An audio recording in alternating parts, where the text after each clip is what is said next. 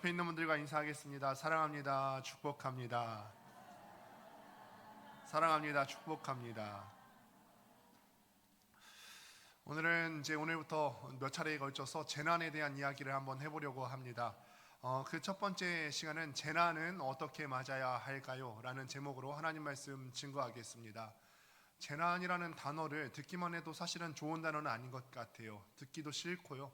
또 우리 가운데 일어나는 여러 가지 힘든 일들로 인해서 가뜩이나 고통을 받고 있는데 그리 듣기 좋은 말은 아닌 것 같습니다. 우리가 개인적으로 겪는 고난이든 아니면 사회나 국가 공동체가 겪는 고난이든 재난은 무척 어려운 주제이고 많은 사람들이 이것을 숙제 삼아서 재난은 어떤 것이고 어떻게 극복해 나갈 수 있을 것인가 많은 사람들이 연구해 봤지만 아직도 명쾌하게 답을 내리지 못하고 있는 것이 바로 재난이기 때문에 무척 우리에게는 힘든 주제가 될 것입니다. 가능하면 마주치기 싫죠. 하지만 재난은 분명히 일어납니다. 일어날 뿐 아니라 계속해서 일어나고 잊을만 하면 또 일어나는 것이 재난입니다. 재난이 드문드문 찾아오고 재난이 찾아올 때마다 계속 찾아오는데도 불구하고 그 모양을 항상 다르게 찾아오기 때문에 사람들은 재난을 겪을 때마다 마치 처음 겪는 것처럼 깜짝깜짝 놀랍니다. 그런데 곰곰이 생각해 보면은 재난은 우리 인생 가운데 있어 왔고 인류 역사 가운데서도 끊이지 않고 늘 있어 왔습니다. 최근에 있었던 코로나19도 그렇지만 코로나19 때 사망자 수가 혹시 얼마나 될지 아십니까? 코로나19로 인해서 사망한 사람들의 숫자가 700만 명을 전 세계적으로 700만 명이 넘었다고 합니다. 서울시 전체 인구가 933만 명에 비하면 서울시의 대다수에 해당되는 사람들이 코로나19로 인해서 목숨을 잃었다는 것입니다. 또 한국 사회도 큰 참사로 매번 슬픔에 잠기죠. 잊을만 하면 참사가 일어나고 또 일어나고 2014년에 일어난 세월호 참사의 사건이 아직도 우리 마음 가운데 채 잊혀지기도 전에 2022년도에는 꽃다운 우리의 젊은이들이 이태원에서 159명이라고 하는 사람들이 죽어갔고 또 그 사건도 채 잊혀지기 전에 작년 말에는 무안공항 참사로 인해서 179명의 무고한 사람들이 또 목숨을 잃게 되었습니다. 이런 것들을 보면은 재난은 항상 있어 왔구나. 한 차례 겪는 것이 아니라 우리가 재난을 처음 겪는 것이 아니라 우리 주변에 늘 있어 왔구나라는 사실을 다시 한번 깨닫게 됩니다. 경제 위기는 계속되고 있고요. 정치적으로 사회적으로 혼란은 계속 일어나고 있고 또 최근 우크라이나 전쟁을 바라보고 있노라면 와 이렇게 현대화되고 또 문명화되고 냉전이 끝난 시대에도 대규모 전쟁이 일어날 수 있구나라는 사실을 보면서 우리도 예외가 아니라는 생각을 해보게 됩니다.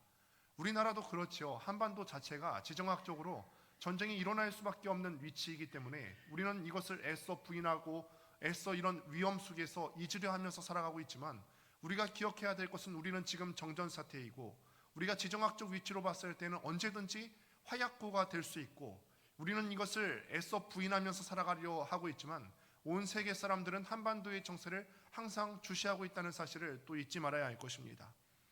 거대한 재난만이 아니죠. 사회나 국가적으로 겪는 재난만이 아니라 개인적으로 겪는 재난도 많이 있어요.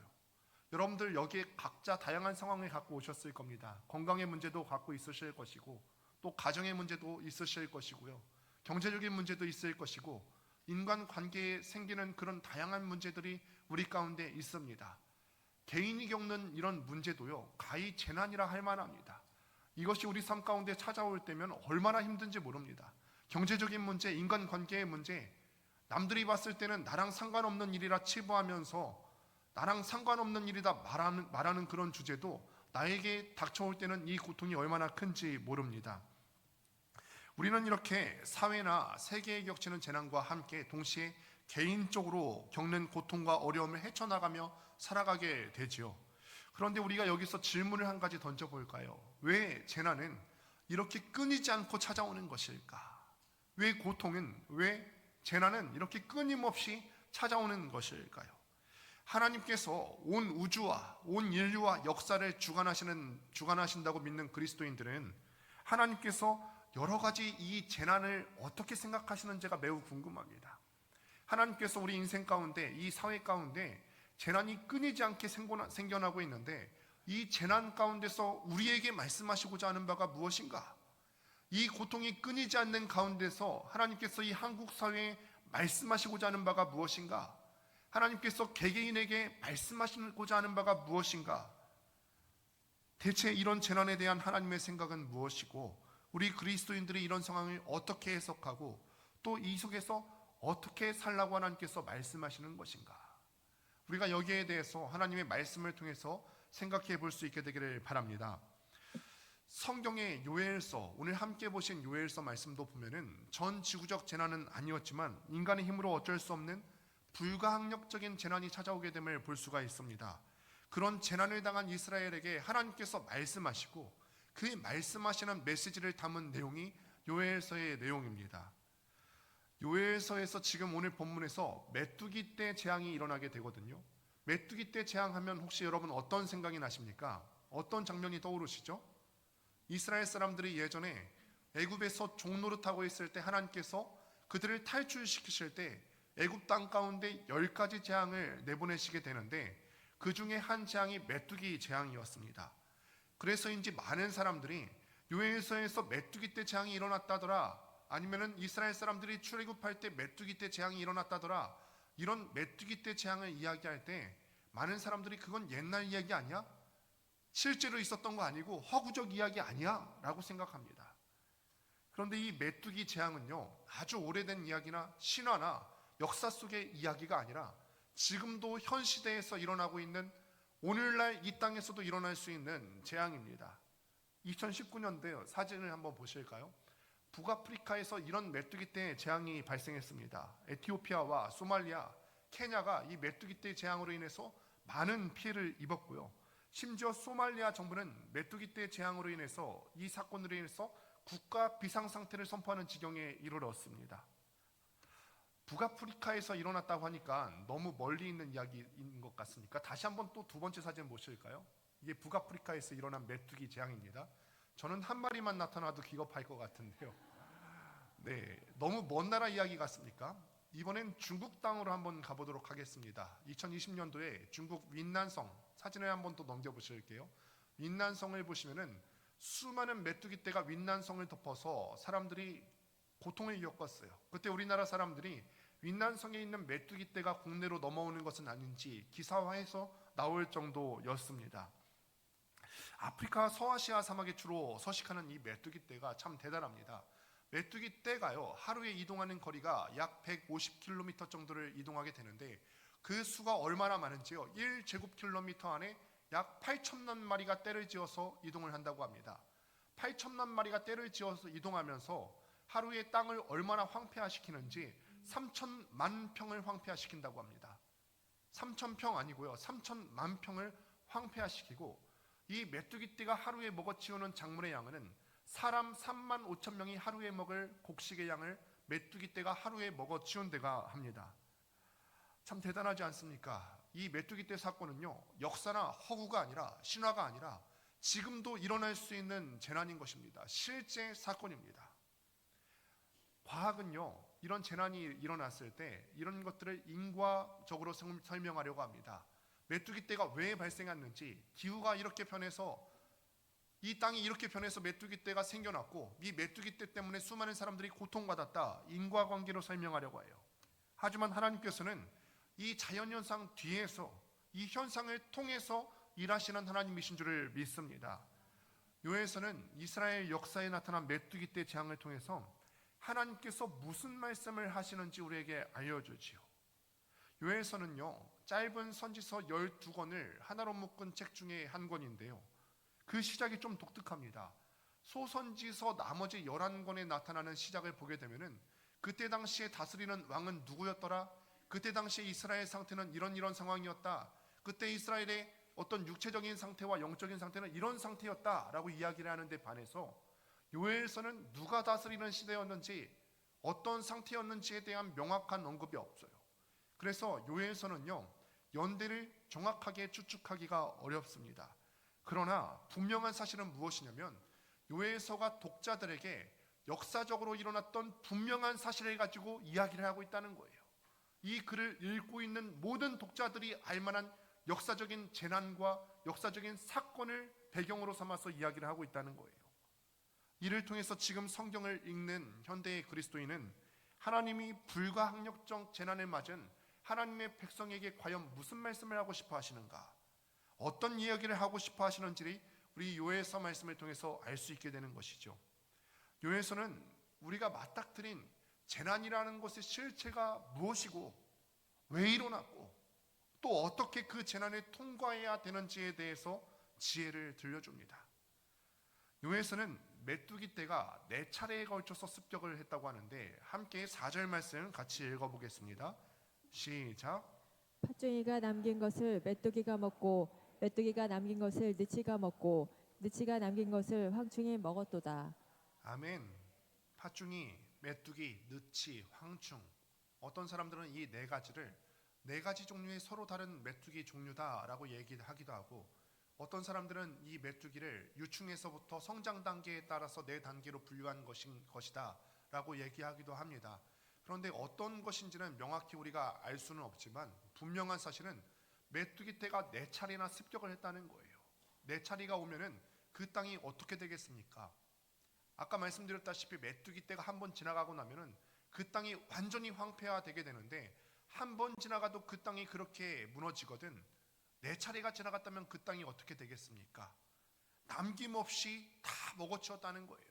이스라엘 지금 나라가 망할 정도로 휘청이게 되었다는 사실을 이야기해주고 있는 거예요. 우리가 여기서 볼 수 있는 사실은 재난의 특징에 대해서 알 수 있는데, 재난은 계속해서 찾아온다는 것입니다. 코로나 때도 한번 기억해 보실까요? 우리 코로나 때도 금세 잊혀졌죠. 그런데 코로나도 조금 잠잠해지는가 싶더니 코로나 원형이 있었는데요, 알파형이 있다, 무슨 베타, 델타, 감마, 심지어는 뮤, 오미크론, 이런 변이형이 계속해서 찾아왔었어요. 기억이 나십니까? 계속 변이하며 찾아오는 코로나처럼 지금 이스라엘 땅 가운데 서로 다른 메뚜기 떼가 차례로 찾아와서 이스라엘 땅 가운데 남아있던 모든 작물을 싹쓸이 했어요.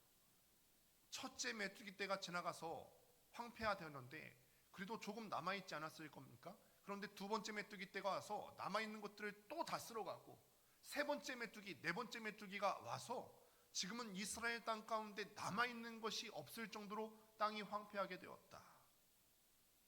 속수무책으로 당한 이 메뚜기 재앙은 이스라엘 사람들의 삶의 근간을 완전히 뒤흔들어 놓았죠.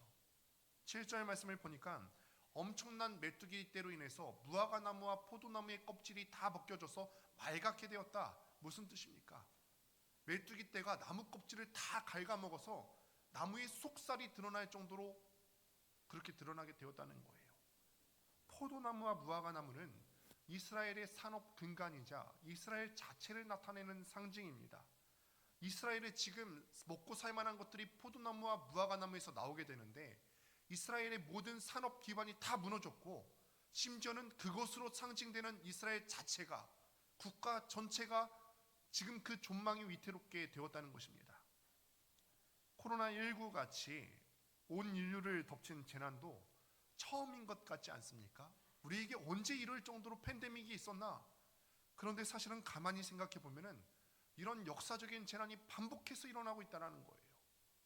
조금만 시간에 거슬러 올라가 볼까요? 2007년도, 2008년도 그때 무슨 일이 일어났는지 아십니까? 리먼 브라더스 파산으로 인해서 세계 금융이 휘청이게 되면서 전 세계에 있었던 수많은 회사가 문을 닫았고 많은 사람들이 극단적인 선택을 했습니다. 10년 전으로 우리나라 사태로 돌아가 보도록 해보겠습니다. 1997년도 우리나라에서 어떤 일이 일어났죠? IMF가 터졌어요. 국내에 있었던 굴지의 대기업들이 문을 닫고 수많은 사람들이 실직하고 가정이 파탄나는 경우를 겪었습니다. 그 10년 전에는 어떤 일이 있었습니까? 1980년대 독재에 저항하기 위해서 민주화 운동이 일어났고, 여기에 대항하기 위해서 수많은 사람들이 목숨을 잃어갔죠. 이전에는 없었을까요? 1960년대부터 1980년대까지 대한민국 사회는 가난과 싸우고 민주화 운동을 하면서 수많은 고통을 겪어야 했습니다만, 이것도 1950년부터 1953년도에 있었던 한국전쟁에 비하면 아무것도 아니었죠. 한국전쟁에 참전했던 미국 장군이 이런 말을 했어요. 한국 사회가 6.25가 끝나고 난 후에 산업 기반이 다 무너지고 국가가 황폐화되어서 대한민국 사회가 신석기 시대로 돌아갔다, 이런 말을 남겼을 정도로 전 국토가 황폐화되었습니다. 그런데 이 동족상잔의 사건은 일제강점기에서 해방된 지 채 5년 남짓되었을 때 일입니다. 1905년에 을사녹약에서부터 시작해서 1945년도까지 있었던 일제강점기 때 우리나라가 어떤 고통을 당했습니까? 수많은 죄 없는 사람들이 일제에 끌려가서 근로자로 근무하고 총알바지로 쓰이고 수많은 여성들이 위안부로 가서 고통을 받지 않았습니까? 채 100년도 되지 않는 시간이에요.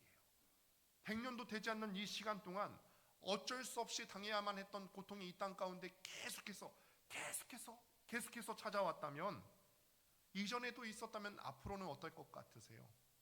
앞으로 100년 동안은, 우리가 사는 동안은 이런 일이 없을 거라고 장담하실 수 있겠습니까?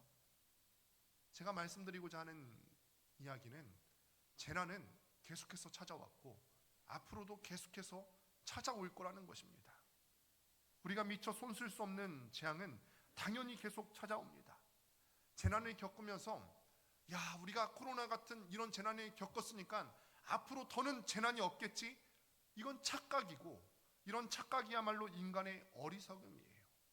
그래서 요엘 선지자는 쉽게 망각하는 사람들을 향해서 이런 재난의 심각성을 잊지 않도록 하기 위해서 너희 후세들에게 전하라. 이 재앙이 현실이고 이 재앙이 얼마나 심각한 것이었는지를 잊지 않도록 하기 위해서 너희 후세들에게 전하라라고 말씀하는 거예요. 재난의 두 번째 특징은 무엇이냐면 누구도 피할 수 없다는 것입니다. 불가항력적 재난은 온 세계 사람들만 영향을 끼치는 것이 아니라 생태계 전반에까지 영향을 미칩니다. 5절 말씀을 같이 한번 읽어보도록 하겠습니다. 시작. 취하는 자들아 너희는 깨어 울지어다. 포도주를 마시는 자들아 너희는 울지어다. 이는 단 포도주가 너희 입에서 끊어졌음이니. 아멘. 재난이 덮쳤는데요, 다 고통을 받고 있는 가운데서도 누군가는 포도주를 마시고 누군가는 취해 있었어요. 이런 상황에서도 포도주를 마실 수 있는 사람이 있었습니다. 기득권을 누리고 있는 사람들이었죠. 잘 살고 있는 사람들에게도 요엘 선지자가 말하기를, 너희도 이 재앙을 피하지 못하니 너희까지 이 재앙을 피할 수 없으니까 눈물을 쏟고 통곡해라. 너희까지 다 해당되는 재난이니만큼 너희도 같이 통곡하고 애곡하고 회개해야 된다. 그들은 이때까지도 사태의 심각성을 깨닫지 못했는지 모릅니다. 그래서 선지자는 포도주를 구할 수가 없잖아. 너희도 같이 애곡해야 돼. 지금 심각한 상황이야 라고 경고하는 것입니다. 또 8절 말씀을 보니까 너희는 어렸을 때 약혼한 남자를 잃고 베옷을 입은 처녀처럼 애곡하라 라고 합니다. 여기서 너희는 모든 이스라엘 백성들을 의미합니다. 모든 이스라엘 사람에게 약혼한 남자를 잃은 것처럼 통곡하고 애통하라. 약혼한 남자를 잃은 처녀의 울음을 보신 적이 있으세요? 예전에 아버지께서 목회하시던 교회 어느 날 밤에 전화가 걸려왔어요. 약혼한 커플이 있었는데 그날 밤에 그 남자가 오토바이를 타다가 넘어져서 교통사고로 인해서 머리가 깨져서 죽었다는 거예요. 그 자리에서 즉사했다는 거예요. 그 전화기 너머로, 수화기 너머로 들려오는 그 여성분의 울음소리를 아직도 잊을 수가 없습니다. 지금 그렇게 통곡하라는 거예요. 좀 잘 산다는 사람부터 누구라도 할 것 없이 다 이 재난을 피할 수 없으니 슬퍼하라면서 참혹한 진실을 모두에게 전합니다. 슬픈 울음은요, 몇몇 사람들만 겪는 것이 아니라 전 사회 전반으로 걸쳐가게 되는데, 11절 말씀을 보니까 농부들아 부끄러워하라, 포도원을 가꾸는 자들아 통곡하라 라고 하고, 12절 말씀을 보니까 포도나무가 시들었고 무화과나무가 말랐으며 석류나무와 대추나무와 사과나무와 밭의 모든 나무가 다 시들었으니 라고 말합니다. 이때 당시는 농경사회의 농부가 사회를 이끌어가는 주류의 사람들이었어요. 중심이었죠. 이 당시 이스라엘을 사회를 지탱하면서 먹거리를 제공했던 모든 과실나무가 지금 다 시들었어요. 여러분, 이때 사회적 분위기가 어땠을 것 같으세요? 암울하지 않았을까요? 산업이 마비되고 전 사회적으로 사람들의 즐거움이 싹 말라버리는 거예요. 보통 경기가 살아있고 사회가 재난을 맞이하지 않았을 때라면요, 사회적으로 즐거운 분위기가 생길 때가 있습니다. 우리 사회도 88 올림픽 때라든지 또는 2002 월드컵 때는 사회적으로 즐거운 분위기가 있지 않았습니까? 그런데 사회적으로 재난이 닥쳐오고 어려움이 있었고 또는 어떤 재난이 닥쳐올 때에는 사회 전체적으로 즐거워하는 분위기가 생길 수가 없는 것이죠. 불가항력적인 재난이 닥치면요, 사회 모든 부분이 다 영향을 받습니다. 우리 사회 지난 한 해 가운데 어땠습니까? 정치적으로 문제가 생기고 예기치 않은 항공기 사고가 일어나니까 많은 사람들이 덩달아서 얼마나 고통과 우울함 가운데 살았습니까?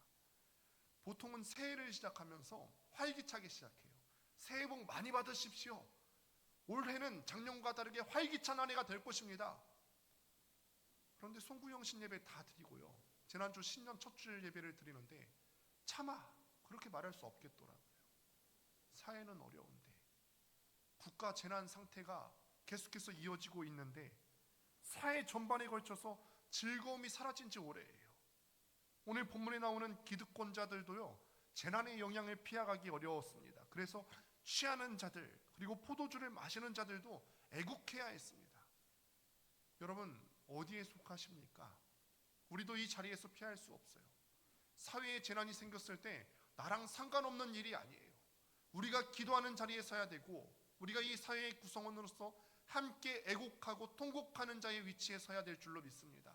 함께 기도함으로써 하나님의 도우심을 구해야 될 줄로 믿습니다. 그럼 이런 큰 재앙이 닥쳤을 때 문제가 생기는데 그것이 무엇이냐면 예배가 무너지고 영성이 고갈된다라는 것입니다. 종교 활동이 이스라엘의 당시 상태가 어땠는지 9절 말씀을 한번 확인하시겠습니다. 함께 읽습니다. 시작. 소재와 전제가 여호와의 성전에서 끊어졌고 여호와께 수종드는 제사장은 슬퍼하도다. 아멘. 소제는 제사의 종류 중에 하나인데 곡식을 태워서 드리는 제사고요. 전제는 포도주를 하나님 앞에 부어서 드리는 제사가 전제예요. 그런데 소제와 전제는 드리는 방법은 다른데 공통점이 하나가 있는데 그 공통점이 무엇이냐면 하나님 앞에 매일 드리는 제사, 그러니까 상번제로 하나님 앞에 올려드렸다는 거예요. 방법은 달랐지만 공통점은 매일같이 하나님 앞에 올려드리는 제사다. 그런데 그 제사가 성전에서 끊어졌다, 하나님 앞에 올려드리는 그 예배가 끊어졌다, 제사 드릴 곡식과 포도주가 끊어졌으니 당연히 하나님 앞에 태워서 드릴 곡식도 얻을 수가 없었을 것이고 당연히 하나님 앞에 부어서 드리는 포도주를 구하기도 어려웠을 거예요. 그래서 성전에서 예배를 수종드는 제사장들이 슬퍼합니다. 여러분, 우리가 기억해야 될 것은 큰 재난은 산업을 흔들 뿐 아니라 종교까지도 영향을 미치고 우리의 신앙생활까지도 영향을 미친다는 거예요. 단순하게 제사가 끊어지고 제사장들이 슬퍼하는 데서 끝나는 것이 아니라 더 심각한 수준으로 번지게 되는데 16절 말씀을 보니까 이렇게 기록합니다. 또 함께 읽습니다. 시작. 먹을 것이 우리 눈앞에 끊어지지 아니하였느냐? 기쁨과 즐거움이 우리 하나님의 성전에서 끊어지지 아니하였느냐?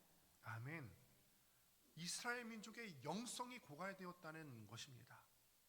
여러분, 기독교 신앙의, 기독교 영성의 핵심이 무엇인지 아십니까? 기독교 영성의 핵심은 하나님을 기뻐하고 즐거워하는 거예요. 마냥 금욕하고 마냥 고통 가운데 몸부림치고 마냥 슬퍼하고 마냥 힘든 것, 그렇게 의무를 다해야 신앙이 깊어진다고 오해하는 분들이 많습니다. 그러나 기독교 영성의 핵심은 무엇이냐면 내가 구원받았고 구원받았으니까 여러분 어떻게 하셔야 되겠습니까? 기쁘지 않습니까? 내가 죽어야 되는데 하나님께서 예수 그리스도를 통해서 내 죄를 속해 주심으로써 나를 구원해 주셨어요. 그럼 우리가 취해야 되는 감정은 기쁨이어야 되겠고 감사로 하나님 앞에 올려드려야 되는 거죠. 그래서 기독교 영성의 핵심은 기쁨과 즐거움과 감사입니다. 그래서 끊어졌던 하나님과의 관계가 회복되고 하나님으로 인해서 삶 전체에 새로운 생명이 가득 차서 풍성해지는 것입니다. 하나님을 알아가면 하나님을 사랑하지 않을 수 없고 하나님을 사랑하면 예배가 그칠 수 없게 되는 것입니다. 그런데 영적으로 어린 사람은요, 이런 놀라운 복을요 손자 스스로 배우고 누리고 싶지 않습니다. 이렇게 누리기가 쉽지 않은 거예요. 아무리 맛있는 음식도 스스로 요리해서 먹으려면 배우고 익혀야만 되는 것이죠. 예배도 마찬가지예요. 그냥 이 자리에 앉아서 우리가 설교만 듣고 뭔가 지식적으로 배운다고 해서 예배 안에 담긴 기쁨과 즐거움을 온전히 다 누리기란 어렵습니다. 그래서 정말 중요한 것은 무엇이냐면 단순히 말씀 들으시는 것이 아니라 성전에 모여서 온 성도들이 함께 예배를 드리는 거예요. 제가 일전에 말씀을 드린 바가 있는데, 교회는 막연히 성도가 아니라 앞에 형용사가 하나 붙어요. 교회는 모이는 성도들의 모임이 교회예요. 교회는 성도다 이거 아니고요, 교회는 모이는 성도가 맞습니다. 모이는 성도다. 공동체로 드리는 예배가 정말 중요하다라는 거예요. 우리가 코로나19를 겪으면서 한국 교회에 생겨난 큰 변화 중 하나가 무엇인지 아십니까? 온라인 예배가 생겨났다라는 거예요. 그 이전만 해도요, 유튜브 채널을 갖고 있는 교회가 얼마나 되었겠습니까? 그런데 코로나19를 겪으면서 대면으로 모이지 못하고 거리 제한 두기가, 사회적 거리 두기가 활성화되면서 사람들이 모일 수가 없어서 차선책으로 온라인 예배가 생겨나게 되었습니다. 물론 온라인 예배의 장점이 분명히 있습니다. 병상에 계신 분이나 아니면 오지에 계신 선교사님들이 온라인 예배를 통해서 영적인 공급을 얻기도 합니다. 그런데 보통의 경우는요, 온라인 예배 때문에 우리의 영성이 심각하게 훼손되었다는 거예요. 우리가 여기서 기억해야 될 것은 무엇이냐면, 재난을 통해서 우리가 신경 쓰고 집중하지 않으면 우리의 영성이 심각하게 훼손될 수 있다는 거예요. 그래서 재난이 생각하면 우리가 긴장해야 될 것이, 이 재난 때문에 우리의 영성이 심각하게 훼손될 수 있겠구나. 코로나 때도 온라인 예배를 드리면서 모이는 예배 같은 경우는 시간과 장소가 정해져 있지만 온라인 예배는 그런 제약이 없지요. 그래서 시간이 나서 예배 드리고 싶을 때 드리는 분들이 생겼어요. 그냥 예배가 영상이 올라오니까 정해진 시간에 정해진 장소에 예배 드리는 것이 아니라 시간 날 때 예배 드리면서, 하나님 이리 좀 와보시죠. 나 지금 시간 나서 예배 드릴 거니까, 하나님 뭐 온라인으로 드리는데 평상복 입고 예배 드리죠. 나갈 때는 사람들 눈치도 보여서 정장 입고 예배 드렸는데 이건 사람들 눈치 본 거죠. 하나님 눈치 보고 정장 입고 오신 거 아니었죠. 그러면 온라인 예배 드리면서 잠옷 입고 예배 드리면 좀 어떻습니까? 나 시간 지금 나니까 지금 좀 예배 받으시죠. 좀 드리다가 예배 드리는 중간에 하나님 지금 이 말씀 가운데 예화도 없고 너무 졸리네요. 잠깐 스페이스 눌러놓고 멈췄다가 다시 드리시죠. 아니면 이따가 다시 드리죠. 이 태도로 드리는 예배가 예배일 수 있겠습니까? 불가항력적 재난이 덮치면 사람들이 정신을 차리고 하나님 앞에 더 예배할 것 같지만, 기도하면서 더 하나님께 매달릴 것 같지만 실제로는 예배가 무너지고 영성이 고갈되는 경우가 비일비재하다는 거예요. 여러분, 이것이 우리의 이야기입니다. 이태원 사건이 터졌을 때, 작년 무한공안 참사가 터졌을 때, 여러분 우리가 떠들기나 했지 하나님 앞에 매달리고 기도하는 사람들이 많았습니까? 안 했잖아요. 정치적인 이슈로 논쟁을 점화시키기나 했지 우리가 이것을 갖고 마음을 애통해하면서 함께 참여하며 함께 예배하고 함께 이들을 위해서 기도하는 자리에 동참하셨습니까? 안 하셨잖아요. 재난이 있을 때 오히려 하나님께 더 기도해야 되는데 무너졌다라는 거예요. 무너졌어요. 이런 불가항력적 재난의 발생 원인을 과학적으로 정확하게 규명하기는 어렵습니다. 하나님께서 이런 재난을 우리에게 허락하신 까닭은 무엇일까? 무슨 말씀을 하고 싶으실까? 오늘 요엘서 본문을 다시 살펴보면은 반복해서 나오는 구절들이 있습니다. 5절부터 11절까지를 보시면은 애통해라, 통곡해라. 이런 재난이 생겼을 때 애통해야 된다, 통곡해야 돼. 지금 너희가 그냥 너희 일 아니라고 가만히 있을 때가 아니야. 너희 지금 통곡해야 되는 상황이야. 너희 지금 울어야 되는 상황이야. 너희 지금 회개해야 되는 상황이야. 하나님은 대체 왜 통곡하고 울라고 하실까? 사회적으로나 개인적으로 재난이 생기면 사람들은 그렇게 생각해요. 뭐 어떻게 되겠지. 이것 지나가겠지. 나만 힘든 게 아니라 다 어려운데 이러다 또 지나가겠지라고 생각합니다. 맞습니다. 모두 지나갑니다. 그런데 하나님은 인내하며 그냥 지나가기를 기다리라고 하지 않으십니다. 통곡하고 슬퍼하고 울라라고 하십니다. 왜 그러실까요? 이런 문제가 생긴 원인이 있어요. 깨진 세상 때문에, 사람들의 욕망 때문에 이런 재난들이 생겨나는 경우가 다반사인데, 이런 세상을 외면하지 말고 직시하라는 거예요.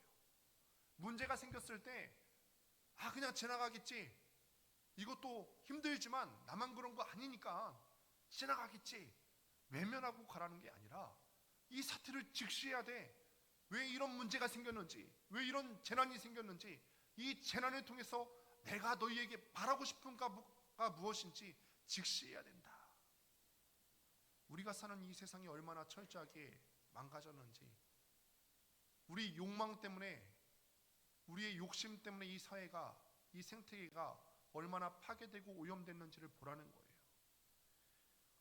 오늘 여기 계신 분들은 감사한 것인지는 모르겠지만 감사하게도 많은 재난에 피하셨기 때문에 이 자리에 계신 거 아닙니까? 무안공항에서 사고난 제주항공 여객기에도 타고 계시지 않으셨고, 이태원 참사 당시에도 그 자리에 계시지 않으셨기 때문에 이 자리에 계신 거죠. 그래서 그런 사고가 났을 때 우리가 많이 생각하기를 슬프지만 나랑은 상관없는 일로 생각했어요. 우리는 늘 그렇죠. 나랑 직접적인 영향이 있는 것만 신경 씁니다. 그런데 하나님께서는요, 우리 모두가 이 사회의 깨진 부분을 보라고 말씀하십니다. 여러분, 이 사회의 깨진 부분을 보셔야 돼요. 정치적인 문제가 아니라 깨진 부분을 보셔야 되는 거예요. 왜 사람들은요, 왜 철새 도래지에 무안공항을 건설했고, 정치 공약을 지키려고 왜 그 철새 도래지에 무안공항을 건설했는지. 지난주에 어떤 기사가 떴어요. 이 참사의 이름은 제주항공 참사다. 제주항공 참사가 아니죠. 랜딩 기어가 접히지 않는 것은 언제든지 일어날 수 있는 일이고, 정말 핵심적인 부분은 엔진에 철새가 들어갔다는 건데, 왜 철새 도래지에 사람의 욕망 때문에 거기에 건설했던 것이고, 많은 사람들이 자기 본능적인 즐거움, 마음 아프긴 하지만, 그런데 이태원 참사의 배경을 보면은 자기 본능적인 즐거움을 추구하고자 수많은 사람들이 운집했고, 우리의 젊은이들이 꽃다운 목숨을 잃은 거 아니겠습니까? 저는 요해서를 공부하면서 하나님이 우리에게도 통곡하고 애통하라 말씀하신다는 것을 깨달았습니다. 하나님은 우리에게도 말씀하십니다. 네가 괜찮다고 망가진 세상이 괜찮은 게 아니야. 참사는 계속해서 일어나는데 사회의 본질적인 문제가 고쳐지지 않으면 이런 참사는 계속해서 일어날 거야. 너에게 특별한 위협도 없고 특별한 어려움도 없고 너 먹고 사는데 어려움 없지. 그렇다고 괜찮은 것이 아니다. 문제가 없는 게 아니다. 너에게 큰 고통이 없다고 해도 모두가 이 재난 가운데 있고, 특별한 어려움이 없는 너 역시 깨진 세상을 똑바로 보고 함께 울어야 된다. 함께 통곡해야 된다. 말씀하시는 거예요. 이 재앙이 지나가기만 기다리지 말고 깨진 세상을 바로 봐야 된다. 재난을 통해서 우리에게 하나님께서 주시는 메시지입니다. 정신 차려라. 통곡해라. 슬피 울라. 회개하라. 재난당한 세상을 위해서 함께 기도하라 라는 거예요. 그렇다면 우리는 이런 재난 속에서 어떻게 살아가야 될 것인가? 먼저는 각성하고 하나님께 진실되게 나아가야 될 줄로 믿습니다. 14절 말씀을 같이 한번 읽습니다. 시작. 너희는 금식일을 정하고 성회를 소집하여 장로들과 이 땅의 모든 주민들을 너희 하나님 여호와의 성전으로 모으고 여호와께 부르짖을지어다. 구약시대의 금식은 우리가 많이 있었던 것으로 생각하지만 사실 금식은 많이 있었던 것은 아닙니다. 이스라엘이 정기 금식으로 모이는 때는 1년에 딱 한 번 7월 15일 대속죄일에 이스라엘이 정기 금식을 행했고, 또 이스라엘의 어떤 국가적 위기나 어떤 심각한 위험이 닥쳤을 때 온 국민이 옷을 찢으면서 하나님 앞에 금식 기도를 했던 것들을 보게 됩니다. 어떤 사람들은 금식을 단식 투쟁이라고 생각합니다. 우리가 굶고 있거든요. 하나님 이거 안 들어주시면 나 굶어서 죽을 거거든요. 단식 투쟁이라고 생각하는데 그거 아니에요. 오히려 이렇게 고백하는 거죠. 하나님, 당신만이 우리 해결책이십니다. 우리가 생명을 거는 분은 오직 당신뿐입니다. 그래서 우리에게 이런 위기가 닥쳐왔을 때 우리의 생명줄 되는 음식을 다 끊고 우리의 정말 생명의 해결책 되시는 당신만 의지합니다. 이 고백으로 우리가 금식 기도를 하나님 앞에 올려드리는 거죠. 그리고 이어서 성회를 소집하라라고 합니다. 이스라엘 민족이 비록 보통 모였을 때는 축제로 모였어요. 유월절 모였을 때 축제를 올려드렸고, 어떤 국가적인 행사로 모였을 때 초막절이나 이럴 때도 다 같이 모여서 하나님 앞에 모여서 축제로 모였습니다. 그런데 여기서 말하는 성회는요, 그런 축제의 모임이 아니라 회개와 고백을 위한 모임입니다. 각자 알아서 회개하고 각자 알아서 고백하라, 이게 아니라 성전에 다 같이 모여서 하라고 하십니다. 재앙으로 닥친 위기가 1차적으로는 공동체 전체의 문제이기 때문에 그렇습니다. 우리 사회가 지금 어렵습니다. 지금 우리가 가장 먼저 해야 될 일은 남 일이다 생각하지 마시고, 나의 문제다, 내일이다, 내 나라의 일은 내일이다, 내 민족의 일은 내일이다, 우리 사회의 일은 내일이다 생각하시면서 함께 울면서 함께 통곡하고 함께 애통해야 된다는 거예요. 함께 기도할 수 있게 되기를 바랍니다.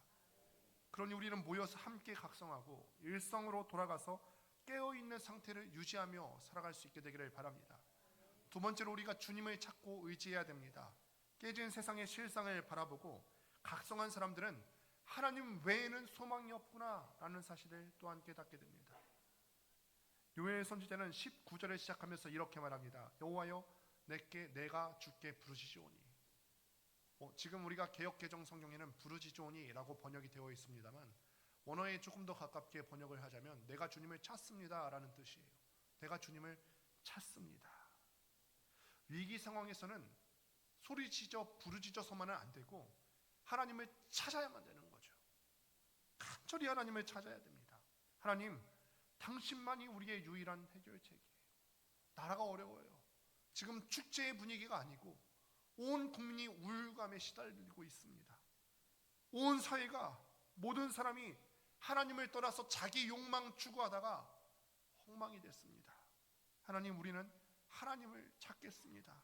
하나님, 당신만이 해결책이십니다 라고 구해야 되는 것이죠. 주님을 찾는다고 하는 것의 의미는 무엇이냐면, 무엇보다 가짜신과 우리가 의지하는 우상을 제거하는 것입니다. 하나님보다 더 우선순위에 올려들었던 것이 무엇이 있겠습니까? 돈이나 명예나 성공이나 심지어 가족이나 사역까지도 우리가 하나님보다 더 우선시했던 것은 다 우상이에요. 가짜신입니다. 이 모든 것을 전부 다 하나님 아래에 두는 거예요. 말씀드렸지만 우리가 돈을 구하지 않아야 된다는 말이 아니에요. 돈 필요하죠. 그러나 우선순위가 하나님 아래여야 돼요. 가족끼리 화목한 것 중요해요. 그러나 가족도 하나님 아래예요. 그리스도인들이 수많은 예배에서 하나님께 부르짖으면서도 숨겨놓은 우상을 그대로 둔 채 하나님을 찾는 경우가 많습니다. 그러나 여러분 기억하십시오. 구약시대 때요, 이스라엘은 제사를 멈춘 적이 한 번도 없었어요. 그런데 호세아 선지자가 말하기를, 너희는 지금 영적인 간음을 저지르고 있다. 하나님 예배를 멈춘 적이 없었는데요, 하나님을 섬긴 것이 그친 적이 없었는데요, 왜 우리더러 음란하다고 하는 거죠? 왜 우리더러 바람핀다고 하는 거죠? 왜 우리더러 우상 섬긴다고 하는 거죠? 하나님을 섬기면서도 바알을 같이 섬겼기 때문에, 하나님을 섬기면서 자기의 욕망을 더 우선해서 세웠기 때문에 그들더러 너희는 영적인 간음을 저지르고 있다. 그들은 하나님을 섬기면서 동시에 바알을 섬겼고 바알을 통해서 물질적인 풍요를 추구하며 살았습니다. 여러분, 영적인 간음은 기억하셔야 됩니다. 이 자리에서 영적인 간음이 발생하는 것이 아니라 저 문을 넘어서 우리의 삶의 현장에서 들어갔을 때 영적인 간음이 발생해요. 주님께서는 마태복음 12장 33절에서 그 열매로 열매 맺힌 것을 보고 그 나무를 안다라고 말씀하셨어요. 우리가 이 자리에서 아무리 멋진 찬양과 아무리 멋진 말씀을 듣는다 할지라도 개개인의 삶의 열매가 어떻게 맺혀지고 있는가를 보셔야 합니다. 하나님 앞에 드릴 삶의 열매가 우리 가운데 풍성하게 맺혀지고 있습니까? 여러분에게 한번 묻습니다. 저 문을 열고 월화수목금토 우리 일상의 삶으로 나가서 살아갈 때 우리 삶 가운데 우리 신앙의 열매가 풍성하게 맺혀지고 있습니까? 그러니 이 시간에 다시 한번 결단했으면 좋겠습니다. 내가 이 시간 다시 한번 하나님만 찾습니다. 우리가 의지했던 가짜신과 우상을 제거하겠습니다. 내가 지금까지 돈이나 명예나 성공이나 가족이나 이런 것도 추구할 수 있겠습니다만 이런 것들을 하나님 위에 올려놨는데 이런 것들 다 하나님 아래에 두겠습니다. 결단할 수 있게 되기를 바랍니다. 말씀을 맺습니다. 재난은 끊임없이 계속되어 왔어요. 앞으로도 계속될 겁니다. 우리는 이 재난 속에서 질문을 던져봐야 됩니다. 재난은 왜 일어나지? 하나님께서 재난을 통해서 말씀하시려는 게 무엇이지? 재난이 있을 때 나랑 상관없는 것으로 여기지 마시고 함께 모여서 기도하는 일에 동참할 수 있게 되기를 바랍니다. 재난이 있을 때 그냥 지나가겠지 외면하지 마시고 이 재난이 일어날 수밖에 없게 된 그 본질적인 문제를 정확하게 바라보시고 해결책이 하나님밖에 없음을 인정하시고 다 같이 애통하고 통곡하면서 해결할 수 있게 되기를 바랍니다. 그러니 우리는 하나님만 찾아야만 합니다. 2025년도 우리가 하나님만 찾고 기도하며 나아갈 때 나라와 민족이 또 여러분들 가정과 개인의 삶이 재난과 고통에서 회복될 수 있게 되기를 주님의 이름으로 축원합니다.